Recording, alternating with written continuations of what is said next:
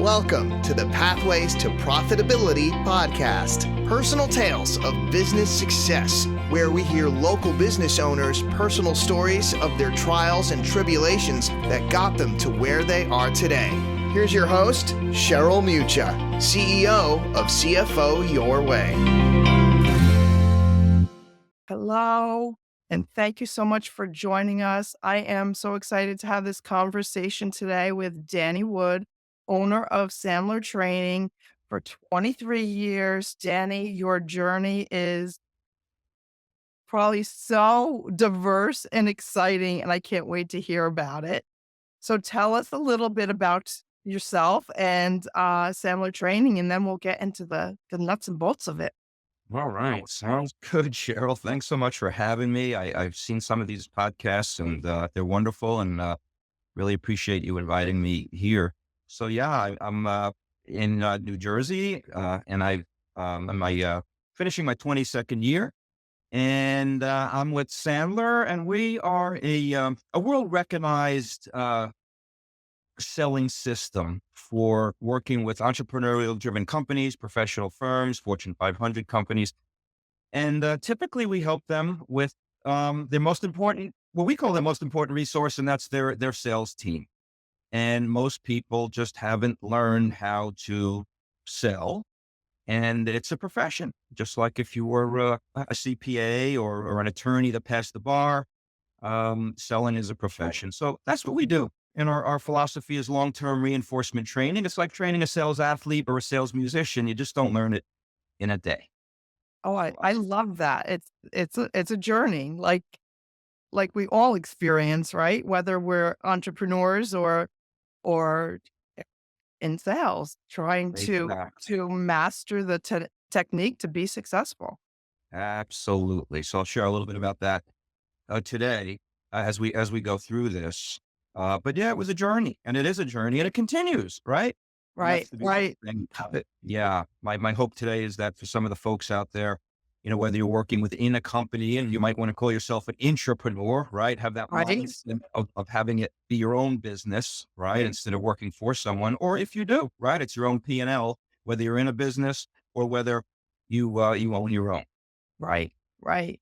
So tell us a little bit about the 22 plus years ago, the the pre-journey, the pre-starting Sandler, getting involved with Sandler, and what was the impetus for that leap to start start this entrepreneurial journey? Yes, yes. I think it was always in my bones, always wanted to do something. I stumbled upon Think and Grow Rich at 22 years old. A lot of people love that book and talk about it. And I memorized it, traveled it, underlined different poems in it. And somehow that's what I always wanted to do. But I got into the garment business, at the clothing business at 22 years old. And I went door to door, quite frankly, in New York City to sell retailers, a young men's line of clothing. And I did that for quite a few years, and eventually started selling larger department stores. And gosh, I remember walking, across to Macy's, and that was my dream, to sell Macy's at one point. And eventually doing that, and the world became mass retailers and very large retailers, and that business changed. But I was unhappy after 16 years, very unhappy. I was traveling the world. I had a little knack for what people would buy, what was marketable. So the company would say, hey, you're in sales, but why don't you go to Europe and shop around and come back with some inspiration for styles that we can then put into our line, right, of clothing to sell to the Mhm. retailers. And so I traveled the world, and I was very unhappy because my kids were small. I have a wonderful wife, and I said to myself, this is just not what life is about at this point. I knew I wanted to do something. I just didn't know what. And one day going through I was always listening to tapes back then, and Right. books, and Deepak Chopra. Deepak, Yes, absolutely. Yes. right? So Yep. he had, we Very. call it the 5 or 7 spiritual laws of success. Mhm. And I was going through the Lincoln Tunnel. Incidentally, last night I was coming from a holiday party for a client in that same spot, Cheryl, at um, Dyer Avenue going into 33rd Street, but back then nobody would let you in. Right. Rush hour. And I said, this stinks. And I pushed in my Deepak cassette and he said, do what you were meant to do. And I said, you know what? How long am I going to listen to this kind of stuff and read entrepreneur books and like not take the leap? Right, right. That was one of my defining moments is the Deepak Chopra saying, Wow. give it to the universe. And Right, yep. And eventually I, not long after had left, right. told my wife that, honey, I'm going to leave. I called from a payphone, and on Broadway in New York City, and she wasn't working. She was raising our kids, and she said, "I'll support you, whatever you want to do." And I did not have a job, but I knew I was Right. unhappy, and I didn't know about Sandler. And my father-in-law had seen a franchise broker, Mhm. and he said, "Maybe you want to speak with him." And I went, and he shared with me what I would be good at and things like that, and I was not happy with the other companies I spoke to that did the type of thing I do. And he said, there's one more. It's called Sandler. And I went down and it's been a blessing. Um, it's not work for me. Right. It's, Whatever. I preach that all the time. You don't work a day in your life if you love what you do. yeah, And it's it's very, so very true. important because we put so much time, effort into what we do. Why not love it? Yeah. Yeah. No, without a doubt. And time goes by, and, not to say there's not, right, difficulties, right? That's what it's all about. That's being an entrepreneur. I mean, I remember, signing up and going back to Rutherford, New Jersey, where my office is, and making cold calls, right? And Right. and oh my God, well, okay, I did all this. I sent in a franchise check. And now I don't have any customers. So what am I going to do? So Right. thank God I do what I teach people to do and built a nice business Yeah. and working And wonderful. Mm. in good old days, cold calling, right? Yeah. There's a lot of good things there. Cassette tapes and cold calling. Uh, yeah. Right. Right. Right. Interestingly enough, people don't get calls anymore like they used to. I think you might, yeah, the cold call, during dinner, that kind of thing. But to businesses, a lot of people are now just emailing, and now they're inundated with emails. I mean, that doesn't get the attention. But Right. Well, that comes into your inbox and you just delete it. You ignore it because exactly, you just noise, don't right? have time. You don't have time. Right. So what we do is teach people how to get some return calls, how to connect with people, things like that, but Right. all very, very non-traditional sales approaches. Yeah. It's about that connection in It's about in making a connection. business and selling and yeah, it's about the human to human connection. Without a doubt. When I went to my initial training many years ago, one of the things that they did say is learn as much as you can about people. Right. Right. And it's not just about fancy techniques and things, but learn about people, learn about deeper level psychological skills, learn about communication skills. We often say the more you know about people, the less you need to know about everything else. Doesn't mean don't know your product, don't know your service, but it does mean use it at the right time, right? Right. Your product knowledge. Yeah. Right. No, it is about making connection. It's about being curious. It's Right. about them. It's never about us. Being a And good that's very listener. important, right? When people think of selling or they're going to go start a business, sometimes they're nervous and they have what they, features and benefits. I know my features and benefits, and they just keep talking, talking, talking. Right. And that's really not going to make the connection, Right. right? Better to be interested than be interesting, right? Right. I love that. Hey, right? So, yeah. And So the other line that's out there, that's very common. People want to know how much you care before they care how much you know. And these are things that sometimes people think that, yeah, I know that in practice, but they don't necessarily do it. right. Right. Yeah, and it takes practice to be that listener and to be curious. It doesn't come natural to a lot of people. Yes, that's true. And there's a book called The Go Giver, which happens to be a very good book. It's about going out there and just helping others. I mean, Zig Ziglar coined the phrase, "Help others get what they want, and you'll get what you want." You know, can I give you a nice compliment? You are a perfect example of that, Cheryl Mooch. Thank I you. will tell you, you you you you are, and that's Thank very you. I important. appreciate that. Everybody knows that in the business community here. Um, That's how you go about it. So you're a perfect example of that.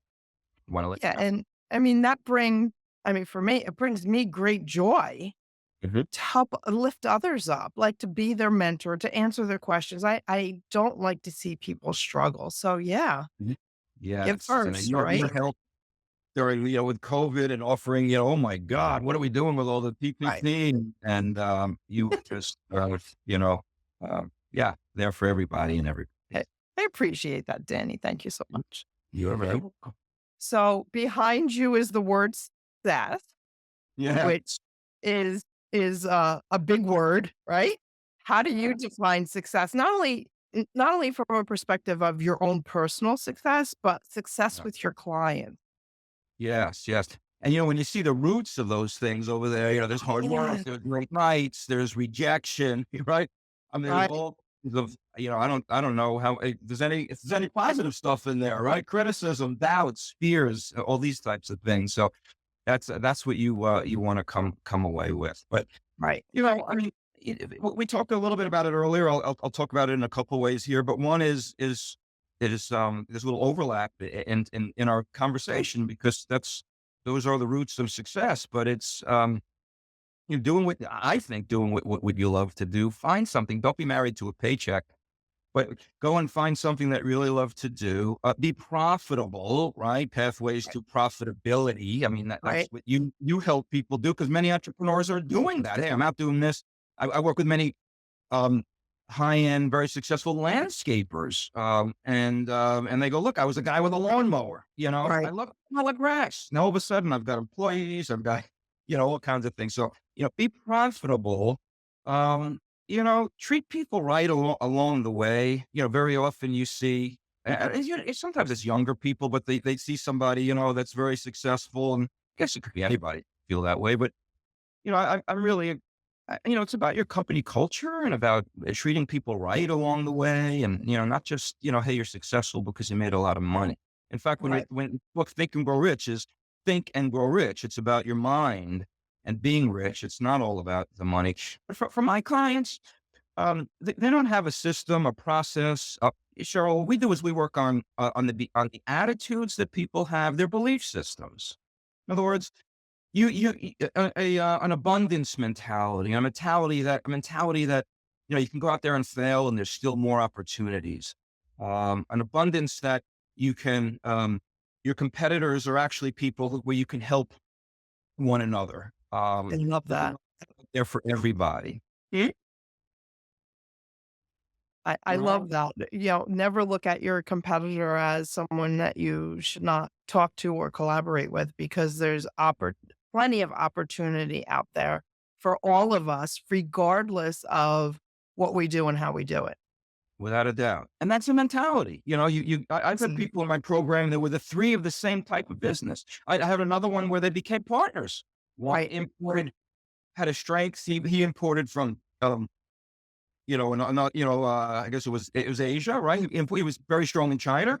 And the other one was domestic, and they're partners. They're co-president, but they both came in to a program going after the same customers, but said, "You know what? I don't get them all, and you don't get them all. Let's put our heads together here." right, So I think that's part of success. Is not it's your mentality that it's right. not And open to ideas, being open to ideas without and a doubt. others' opinions.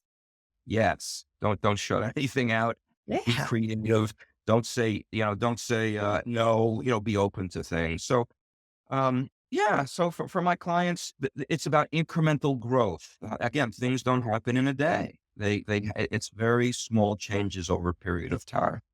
Many of my clients now, Cheryl, it's very interesting because since I'm doing this a while, they came in as very young people. and they run some very large companies, divisions of companies. So, it doesn't mean you have to be a young person to grow and learn. In fact, it's the people who are more seasoned that come in that say, hey, something, I'm learning something here. I haven't heard this type of thing before. I mean, I have people that come in for 30 years. They've been selling for 30 years and they said, I haven't learned this type of thing. Right. I love those kind of people, like learners. Or Right. that's what We're I was never trying. we're never too old to learn something new, right?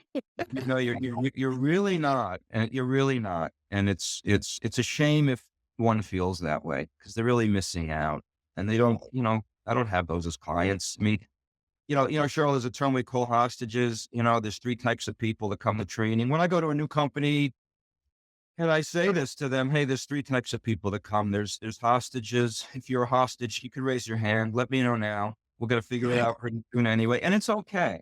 It's okay. You're a sendee. But, then there are people who are the vacationers and they say, hey, you know what? I'm here, but better than doing my regular job. So I'll hang out.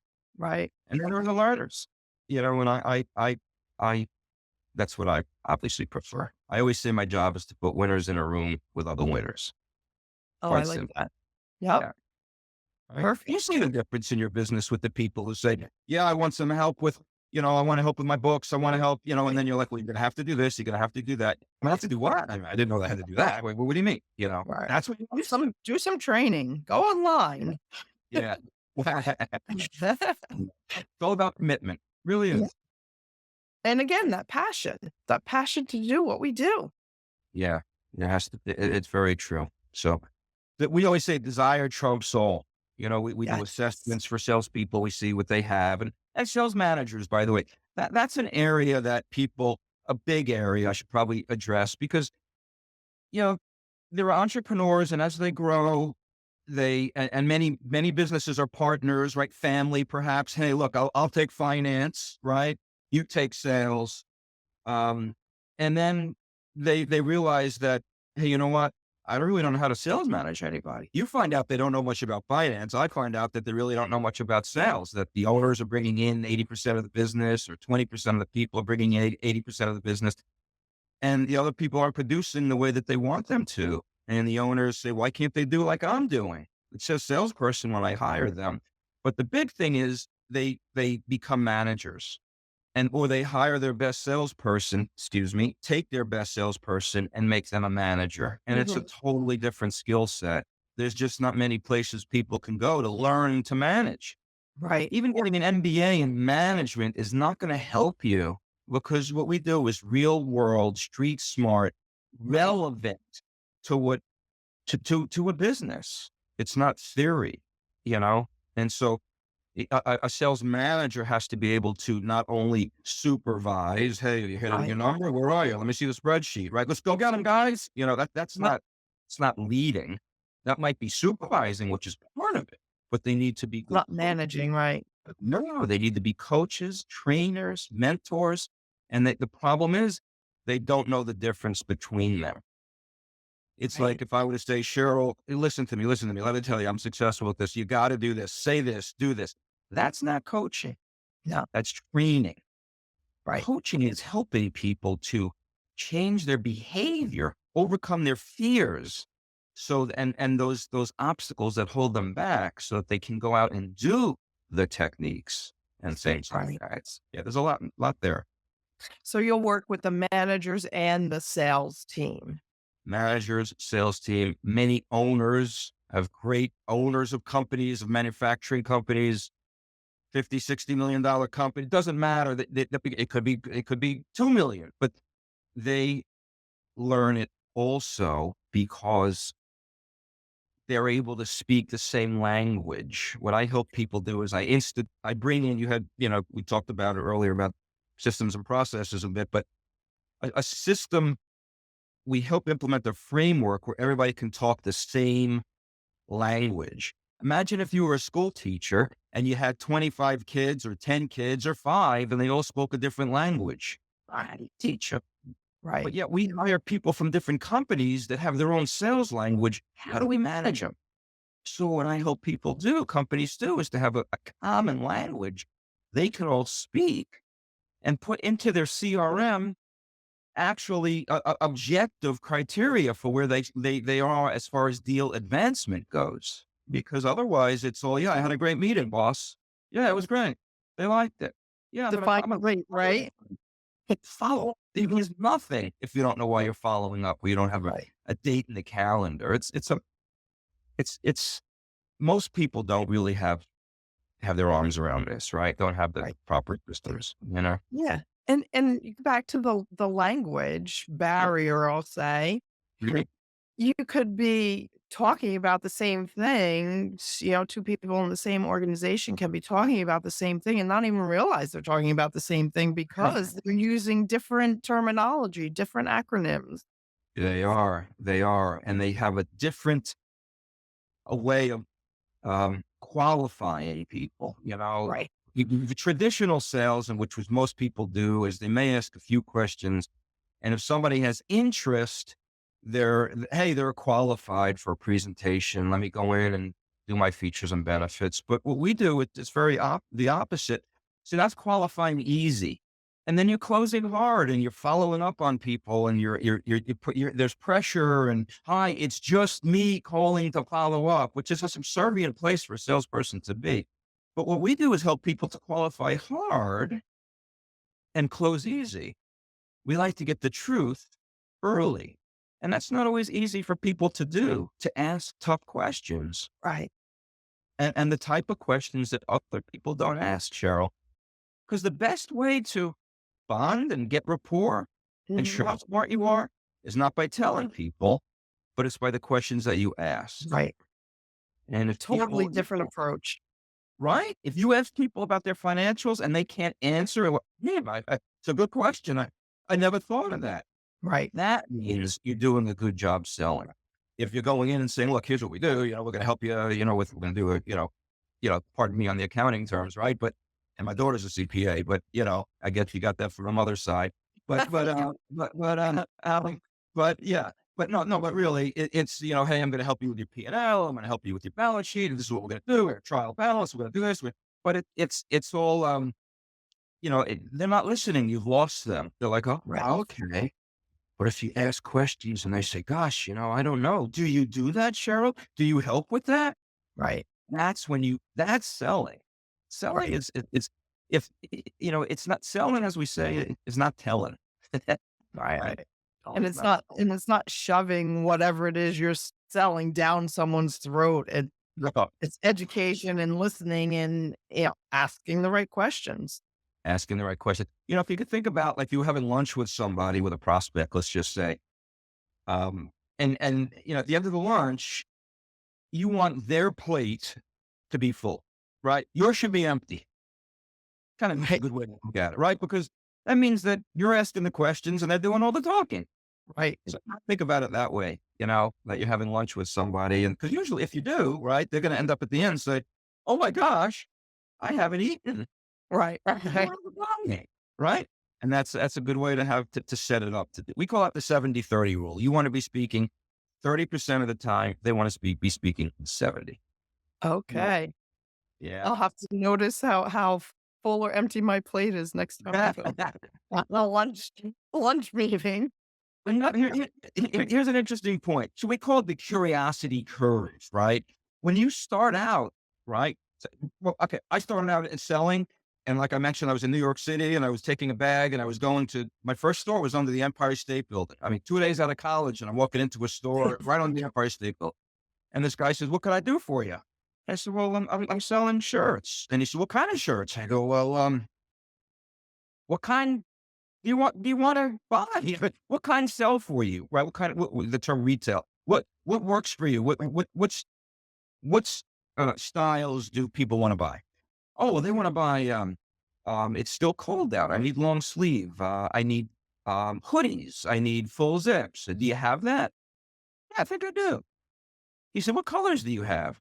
I said, well, what kind of colors do you need? He said, well, I need navy. I need olive. I need heather gray. I need white. I looked at my price sheet. Yeah, I got those. He said, when can you get delivery? I said, well, what are you hoping for? I need them by the weekend. So what happens is I'm curious because we also call it the novice curve because I was so new. I didn't have the answers to these things. Right. What happened, Cheryl, is I said, my gosh, I'm doing pretty well. Imagine if I knew about all the styles, all the fabrics, everything. I'd kill it in this business. So when I learned everything that I could. And now when I went into a store, they said, what do you have? Who do I have? I got long sleeves, short sleeves, hoodies, full zips, Right. herringbones, I go on, they go, oh, I'm good. So we have a term that the professional does as the novice does, just on purpose.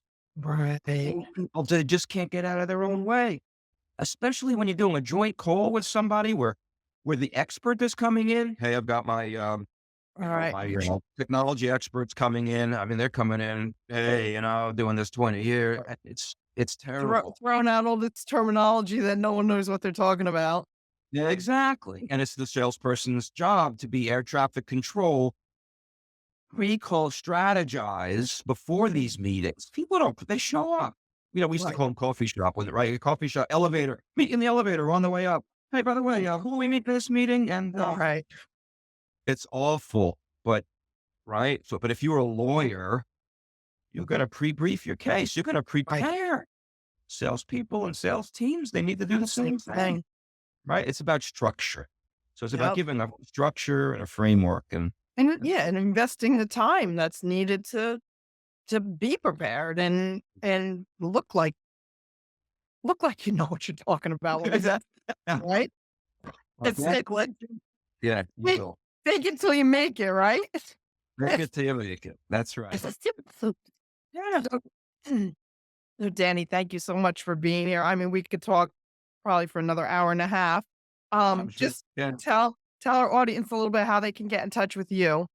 Yeah, sure. I want to invite anybody who's listening. If you'd like to participate, we call it Crash a Class. I mean, if you'd like to sit in on a session, our sessions are an hour and a half. We could have a little a quick call, 15-minute call prior, just so that I know what you do and what would make it a good visit for you and make it time well spent for you. And come and meet some of the folks. Learn what you want, learn what you can during that time. It's called Crash a Class. We meet on Tuesdays, hour and a half. And you can contact me, dwood@sandler.com, right? dwood@sandler.com. Feel free to call me, 201-842-0055, 201-842-0055, or dwood@sandler.com. Come as a guest. If nothing else, you'll network and meet some great people. Right. Online, virtually. Right. And get a few tidbits, or at least open your eyes and ears to different ideas and have that, maybe that wow moment. Like, I never thought of it. Exactly. And that's the idea. Everybody should get one little nugget every week. Right. So people join for a year and they come, and many renew for many years. I mean, I have clients for many, many, many years. All right. So it's not that they don't get it. It's that they get it and they want to keep it, right? And grow it. Right. So that's how it works. But yeah. Thank you so much for that offer to our audience. And thank you so much for being here. It was great conversation. I learned a thing or two. So very much appreciate you being here, Jenny. Thank you. Yeah, right back at you. Thank you so much. Really appreciate the opportunity. Okay. Happy holidays. Okay. Bye. And to our audience, thank you so much for tuning in to pathways to profitability.com. You can see all of our episodes on the website, pathways to profitability.com. And thanks for tuning in and have a wonderful day. That's it for today's episode of Pathways to Profitability. Remember to ask yourself, where can I pay my success forward today?